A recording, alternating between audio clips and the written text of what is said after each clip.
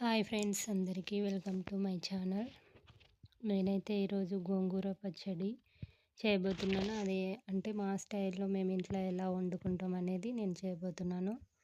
ముందుగా దానికోసం అయితే స్టవ్ వెలిగించి కడాయి పెట్టుకొని అందులో ఆయిల్ వేసుకొని అల్లం వెల్లుల్లి పేస్ట్ వేసుకొని పసుపు వేసుకొని కొంచెంసేపు ఆనియన్స్ గోల్డెన్ కలర్కి వచ్చిన తర్వాత కలుపుకోవాలి. కలుపుకున్న తర్వాత అందులో ముందుగానే కట్ చేసి పెట్టుకున్న టమాటో, పచ్చిమిర్చి వేసుకొని ఒక 5 మినిట్స్ మగ్గనివ్వాలి. 5 మినిట్స్ మగ్గనిచ్చిన తర్వాత ముందుగానే మనం కట్ చేసి ఫ్రెష్గా పెట్టుకున్నాం కదా, అది గోంగూర, ఆ గోంగూర తీసి వేసుకోవాలి. గోంగూరలో ఏంటంటే టమాటో ఆల్రెడీ ఉంది కాబట్టి మనకి కర్రీకి కావాల్సిన వాటర్ ఏం అవసరం ఉండదు. అందులోంచే వాటర్ వచ్చేస్తుంది. మనం కర్రీలో వాటర్ వేయాల్సిన అవసరం లేదు.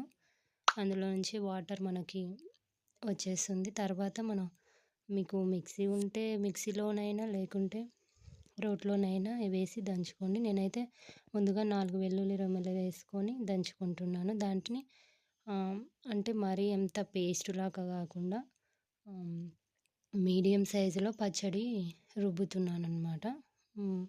మరి మెత్తగా కాకుండా మరి ఎక్కువ మెత్తగా లేకుండా ఏమంటారు, కచ్చపచ్చగా లేకుండా నార్మల్ సైజులో అయితే నేను దంచుకుంటున్నాను. తర్వాత మనం ముందుగా కట్ చేసి పెట్టుకున్న ఆనియన్స్ పైన వేసుకొని గార్నిష్ లాగా చేసుకోవాలి. తర్వాత దానికోసం పోపు కోసం ప్యాన్ పెట్టుకొని అందులో నూనె, పసుపు, వెల్లుల్లి రెమ్మలు, అదే జీలకర్ర, ఆవాలు వేసుకొని పెట్టుకోవాలి. అది వేడెక్కినాక వెల్లుల్లి ఉంటుంది కదా, అది గోల్డెన్ కలర్లోకి వచ్చిన తర్వాతకి మనం స్టవ్ కట్ చేసుకొని కొంచెం లాస్ట్లో పసుపు యాడ్ చేసుకొని దానికి వాటిని పోపుని దించేసుకొని అందులో ఎండుమిర్చి వేసుకొని లాస్ట్లో ఎండుమిర్చి వేసుకొని కలిపేసుకుంటే ఎంతో టేస్టీగా ఉండే గోంగూర పచ్చడి రెడీ అవుతుంది. Please like and subscribe.